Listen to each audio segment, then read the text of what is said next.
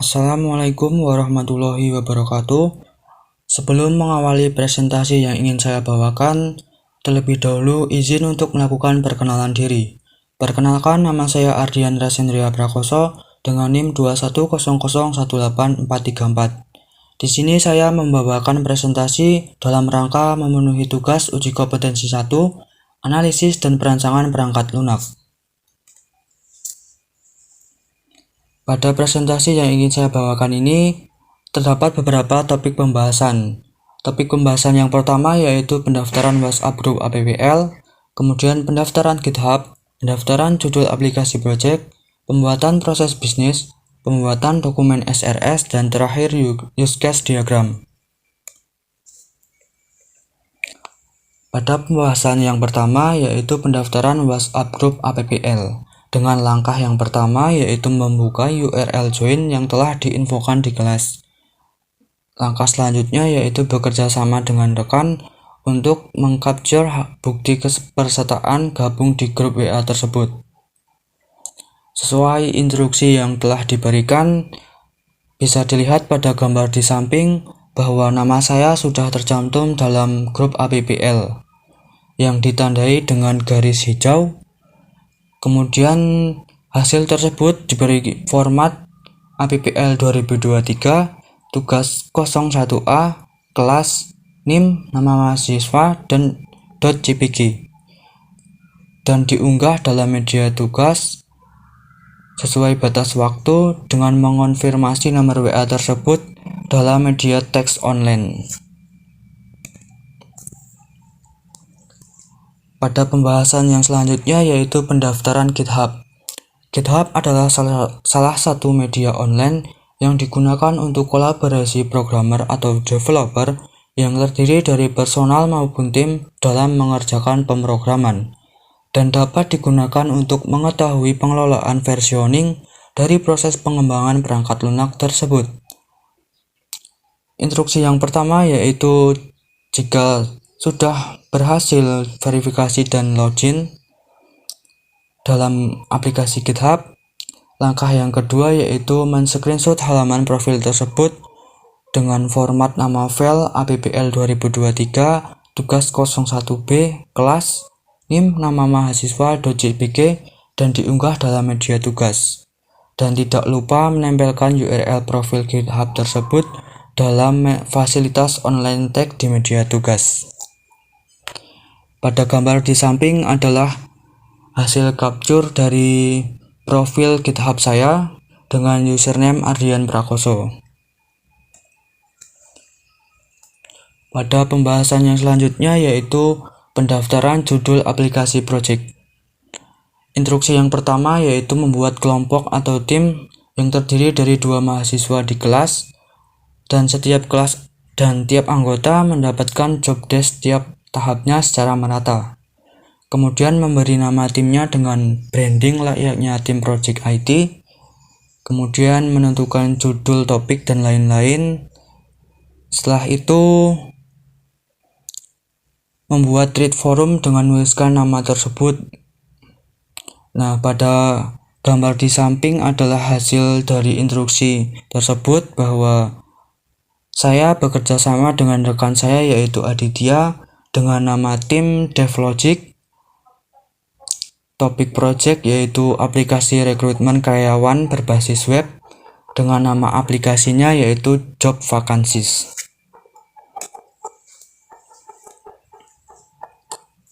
Nah, pada pembahasan yang selanjutnya yaitu pembuatan proses bisnis sesuai studi kasus. Pada tampilan kali ini merupakan pembagian tugas hasil pembuatan proses bisnis tersebut. Nah, di sini saya mendapatkan pembagian tugas yaitu menentukan topik, kemudian menentukan branding nama tim, membuat diagram BBMN saat ini, dan memberi penjelasannya. Nah, pada tampilan ini merupakan diagram BBMN proses bisnis saat ini.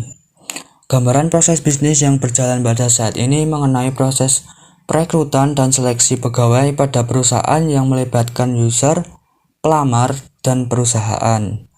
Proses aktivitas bisnis yang ada terdiri dari beberapa proses utama, yaitu sebelum melakukan proses pelamaran pencari kerja.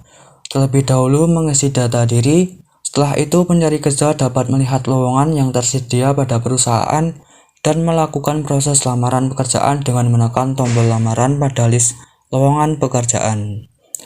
Berkas lamaran yang telah diunggah atau dikirim diterima oleh pihak perusahaan. Perusahaan dapat melakukan seleksi berkas lamaran pekerjaan. Selanjutnya, setelah melakukan seleksi, lamaran pekerjaan disimpan di riwayat perekrutan. Untuk mencari kerja setelah melakukan lamaran, mendapatkan pemberitahuan informasi mengenai hasil seleksi, serta dapat melihat histori lamaran yang telah diajukan sebelumnya oleh pekerja.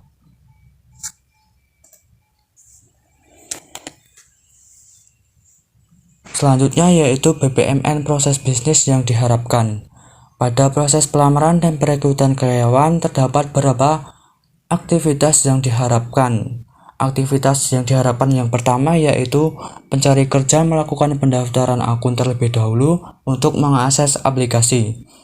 Setelah melakukan pendaftaran data akan divalidasi dan diverifikasi terlebih dahulu sebelum melakukan login.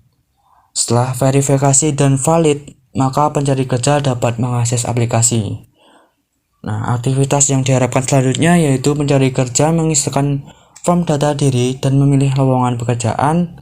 Untuk memilih lowongan pekerjaan tersedia rekomendasi lowongan pekerjaan berdasarkan keahlian agar para pencari kerja mendapatkan pekerjaan sesuai dengan minat dan keahlian yang dimiliki. Kemudian setelah memilih lowongan pekerjaan sesuai dengan minat dan bidang keahlian, tahap selanjutnya adalah melakukan lamaran pekerjaan kepada perusahaan. Perusahaan menerima berkas lamaran yang diajukan oleh pencari kerja dan akan melakukan proses seleksi berkas lamaran. Untuk melakukan seleksi tersedia rekomendasi pencari kerja sesuai dengan kriteria dan spesifikasi yang dibutuhkan oleh perusahaan berdasarkan keahlian yang dimiliki. Setelah melakukan tahap seleksi perusahaan dapat melihat histori dari seleksi lamaran dan dapat mengunduh laporan seleksi berupa PDF. Yang terakhir yaitu setelah perusahaan melakukan seleksi berkas lamaran, pencari kerja mendapat informasi mengenai status lamarannya.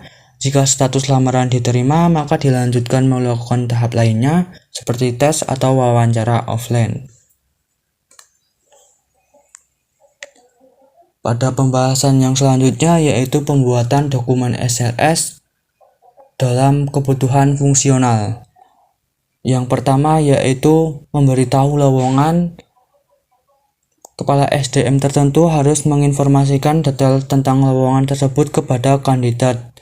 Dengan prasyarat lowongan harus ada dan post conditionnya adalah detail tentang lowongan yang diinformasikan. Yang kedua yaitu mengisi formulir.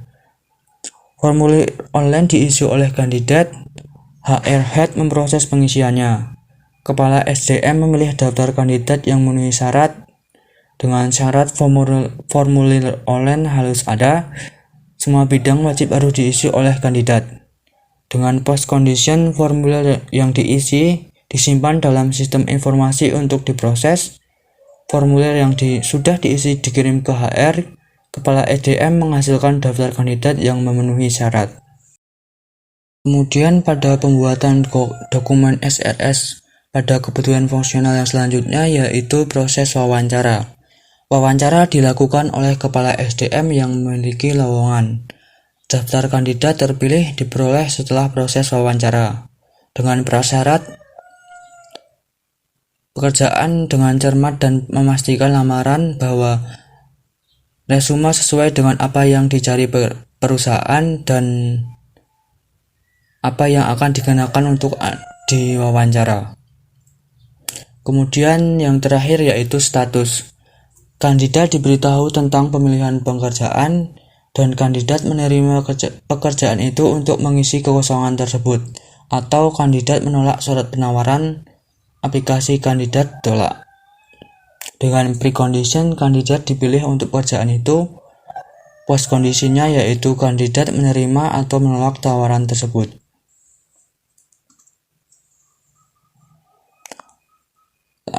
Pada pembahasan yang selanjutnya yaitu pembuatan dokumen SRS dalam kebutuhan non-fungsional. Yang pertama yaitu karakteristik pengguna. Pengguna adalah kandidat yang harus menyelesaikan gelarnya dengan persentase di atas 80%. Kemudian kegunaan. Sistem harus memungkinkan pengguna untuk mengakses sistem dari internet menggunakan HTML atau teknologi turunannya. Kemudian terdapat reliability. Sistem harus sangat andal karena pentingnya data dan kerusakan data yang salah atau tidak lengkap dapat dilakukan. Dokumen SRS dalam kebutuhan non-fungsional selanjutnya yaitu waktu rata-rata antara kegagalan. Sistem akan dikembangkan sedemikian rupa sehingga memungkinkan gagal dalam setahun. Kemudian waktu rata-rata untuk memperbaiki. Bahkan jika sistem gagal, sistem akan dipulihkan kembali dalam waktu 1 jam atau lebih sedikit. Dan terakhir yaitu ketepatan.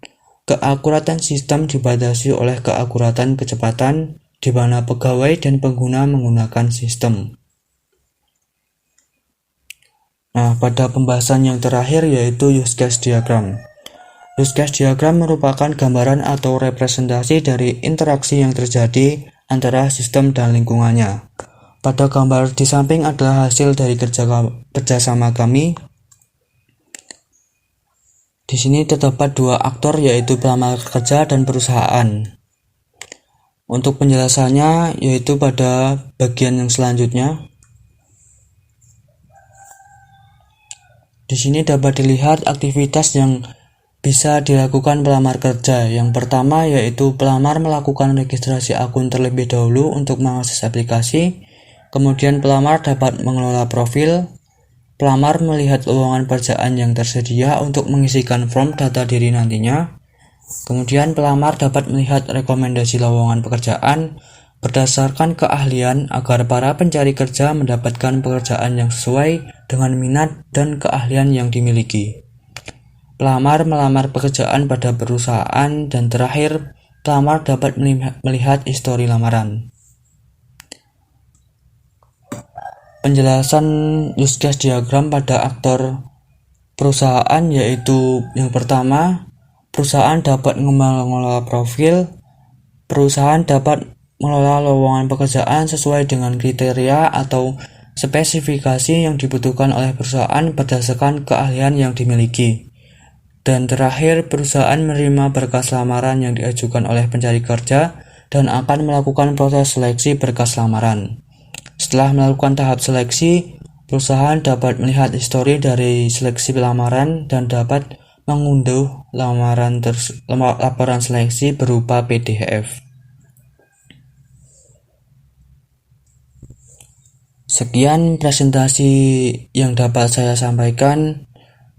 Banyak kurangnya mohon maaf, atau dari segi presentasi terdapat beberapa kekurangan, mohon dimaafkan.